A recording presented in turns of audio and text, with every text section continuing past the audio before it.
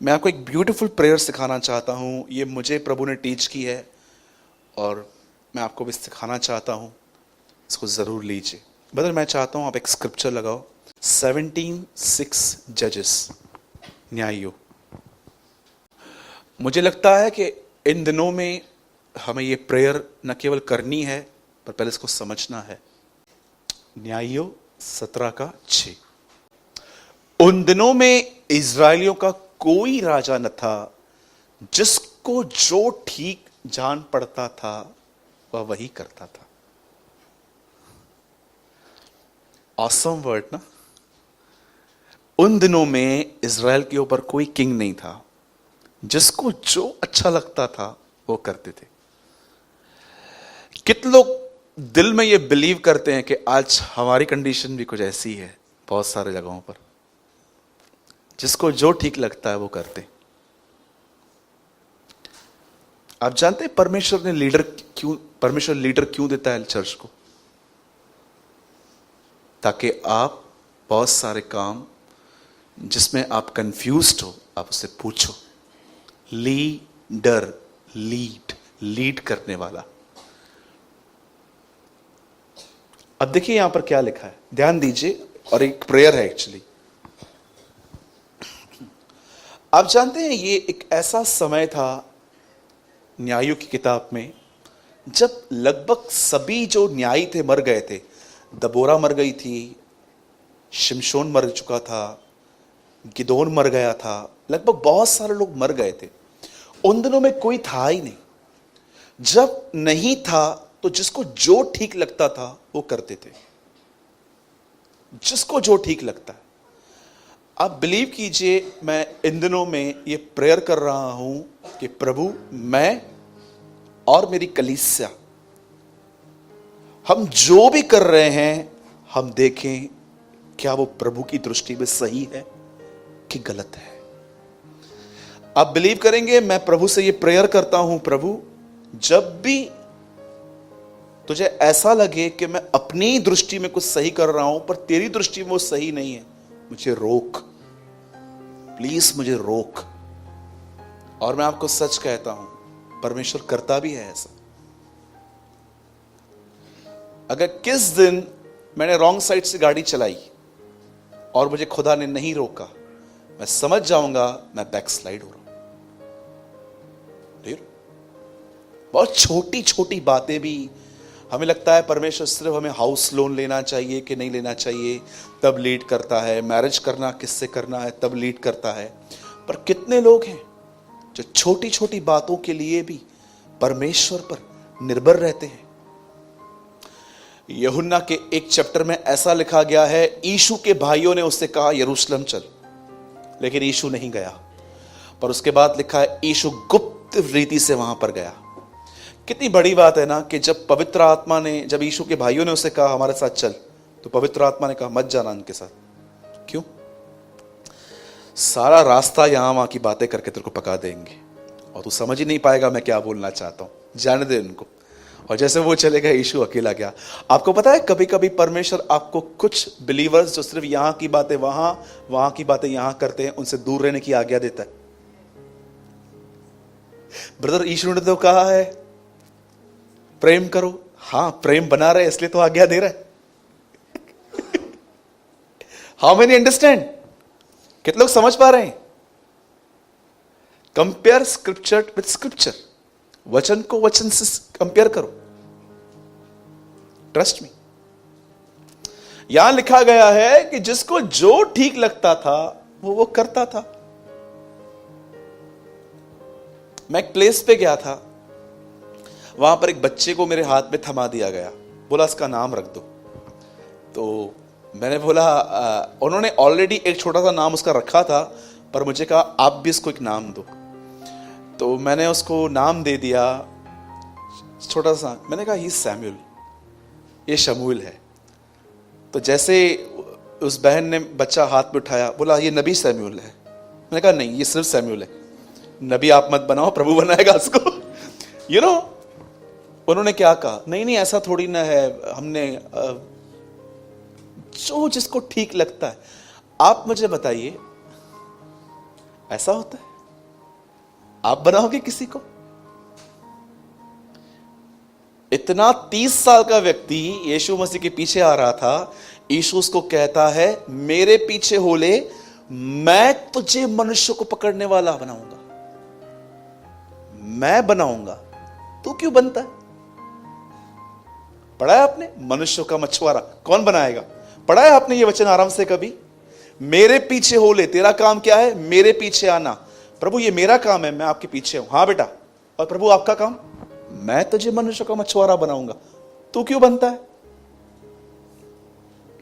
How many understand? कितने लोग हैं यहां पर? सच बताइए, आप जो भी करते हैं ये वचन आपके सामने आता है? कहीं ऐसा तो नहीं है जो मैं कर रहा हूं अपनी मर्जी से सब ठीक कर रहा हूं, लगता है सब ठीक है?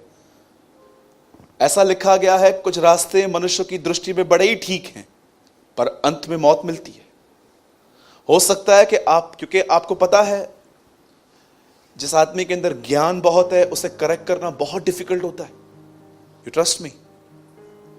जिस आदमी के अंदर बहुत ज्यादा नॉलेज है, ओवर लिमिट, मैं आपको सच कहता हूं वो आपको हरा देंगे लेकिन वो करेक्ट नहीं हो पाएंगे।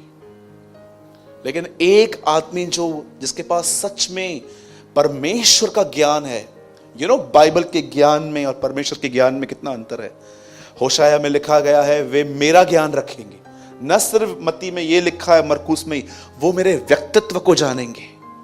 साधु सुंदर सिंह सिर्फ बाइबल को नहीं पर परमेश्वर को भी जानते थे। Trust me. तो मैं आपसे विनती करता हूं, अगर आप अपने बच्चों का एडमिशन कराने वाले हो, आने वाले दिनों में आप शादी करने वाले हो, आप नया घर लेने वाले हो, आप कुछ भी करने वाले हो, मैं आपसे कहता हूं सबसे पहले देखो क्या ये कलाम में है। अगर नहीं है तो किसी और को कॉपी मत करो। परमेश्वर हर एक के साथ अलग अलग डील करता है। एलिया कहता है तूफान आया, उसमें यहोवा न था। अयूब कहता है तूफान आया, उसमें यहोवा था। हर एक के साथ परमेश्वर अलग अलग तरीके से बात करता है। एक भाई ने मुझे कहा ब्रदर मैं कितने टाइम से प्रेयर कर रहा हूं, ये चीज मुझे मिल क्यों नहीं रही है? तो मैंने उनको कहा ये डिजायर आपके अंदर किसने डाली? बोला मेरे चर्च में मैंने एक आदमी की गवाही सुनी और जैसे मैं उसकी गवाही सुनी मैंने बांध लिया ये मेरे साथ भी होगा। Very good. आपको पता है, शायद आप इस बात को समझे न समझे मुझे नहीं पता है, लेकिन मैं बोल देता हूं। आपको पता है आपको उन्हीं चीजों के ऊपर भरोसा होगा जो चीजों की डिजायर आपके अंदर खुदा ने डाली है। Hello, do you know? आपको एक्चुअली उन चीजों के लिए फेथ रहता है जो डिजायर्स आपने लिखा है ना, वो तेरे मनोरथों को पूरा करता है। आपको पता है कुछ डिजायर्स परमेश्वर डालता है, कुछ डिजायर्स हम लेकर आते हैं।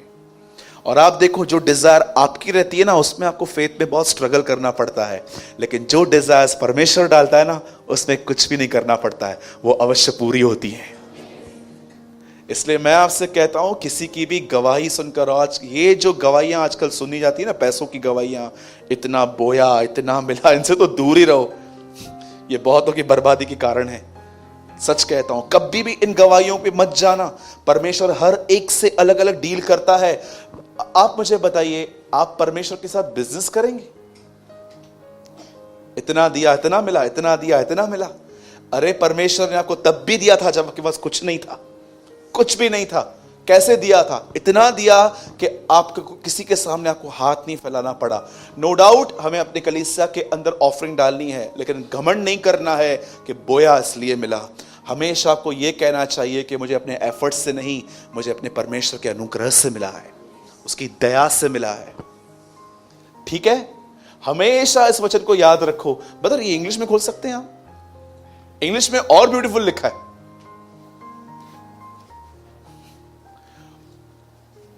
At that time the Israelites did not have a king, so everyone did what they thought was right. वही करते थे जो उनको सही लगता था। मैं आपको बोलना चाहता हूं, अगर आप अपने लाइफ में कभी भी कंफ्यूज्ड हो, आपको नहीं समझ में आता है, आप पूछो, मैं आपको बताऊंगा।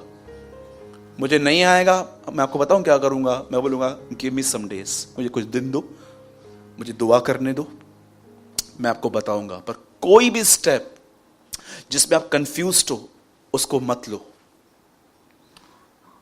ठीक है? अगर आप जॉब पे जा रहे हो, 12th हो, 12th बताओ, मत बोलो मैं एसवाई करा, मैंने पी ये किया है वो किया है। आपको भी पता है कि आपने क्या किया है। ये 1500 रुपये वाली जॉली जो आपके पास एक क्या है, क्या बोलते हैं इसको, शीट है, वो आपको, बहुत सारे लोग नौकरी ढूंढने जाते हैं ना, इतना झूठ बोलते हैं वहां पर, मैंने ये किया है, मैंने वो किया है, मैंने डिप्लोमा किया है, हमेशा फॉल्स। नहीं चलेगा ये। एक दिन आएंगे कंपनी वाले, जब वो खुलेगा ना सब मालूम पड़ेगा, अच्छा आपको ये है, अब ये क्या है ये सब, उस टाइम सबके सामने कचरा हो जाएगा। कोई भी चीज जिसकी बुनियाद झूठ है वो हिलेगी, कोई भी चीज। और जब भी आपसे गुनाह होता है प्रभु के सामने मान लीजिए, याद रखना जो गुनाह तुमने मान लिए हैं उन्हें खुदा कवर करेगा, और जिनको तुमने नहीं माने हैं उसे खुदा खोल देगा।